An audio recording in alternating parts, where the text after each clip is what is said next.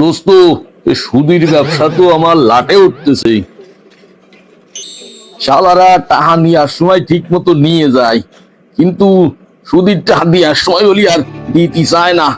আগে দিতে দিতে তো শেষ। একটা বুদ্ধি দে দিন দোস্ত। কি রে, আমার সুদির টাকাগুলো আদায় আর আদায়।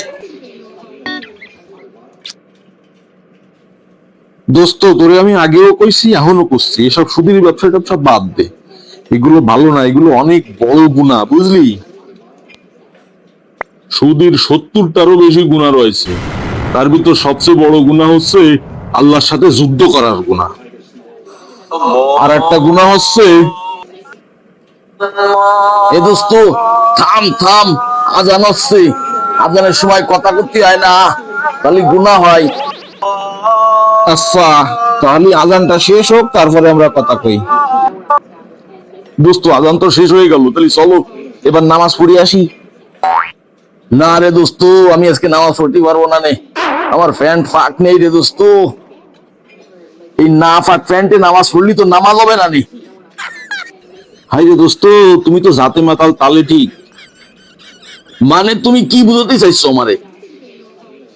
তাহলে একটা গল্প শোনো দোস্ত। এক মাতাল একদিন ওয়াজ শুনেছে মজদুয়া পানি খাওয়া মাকরু। সেই মাতালের আবার বিরাট মোষ ছিল। ওয়াজটা শোনার পরের দিন সে মদ খাতে গেছে। তখন মনে পড়েছে এই মজদুয়া মদ খাওয়া তো মাকরু হয়ে যাবে, তাহলে কি করা যায়? তখন মাতাল মোষ বা আমার দিয়ে উঁচু করে ধরিয়ে মদ খাচ্ছে। তখন মদের দোকানদার মদখোররে কলো, কি কি ব্যাপার, তুমি আজকে আমার দিয়ে মোষ উঁচু করে ধরে মদ খাইছো কেন, ঘটনা কি? তখন মদখোর কলো, কি মজদুয়া পানি খাওয়া মাকরু, তুমি জানো না? একটু ধর্মকর্ম তো মাইনে চলতে হয় নাকি? তখন মদের দোকানদার কলো, কি মজদুয়া পানি খাওয়া তো মাকরু আর মদ খাওয়া যে হারাম, এই তোমার ধর্মকর্মের নমুনা? তোমারও এই অবস্থা হয়েছে দোস্ত।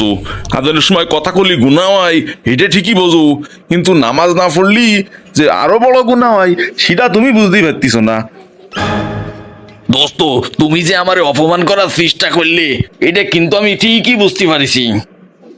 তোমাইকে মতো এই হুজুরকে একটাই সমস্যা, সবসময় 8-10 লাইন বেশি বোঝো।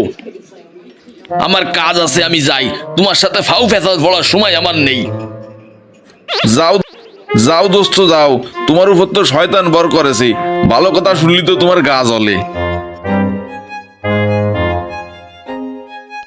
ভিডিওটি শেষ পর্যন্ত দেখার জন্য আপনাকে ধন্যবাদ। মেহেরবানি করে চ্যানেলটি সাবস্ক্রাইব করে দিবেন, লাইক কমেন্ট শেয়ার করতে ভুলবেন না।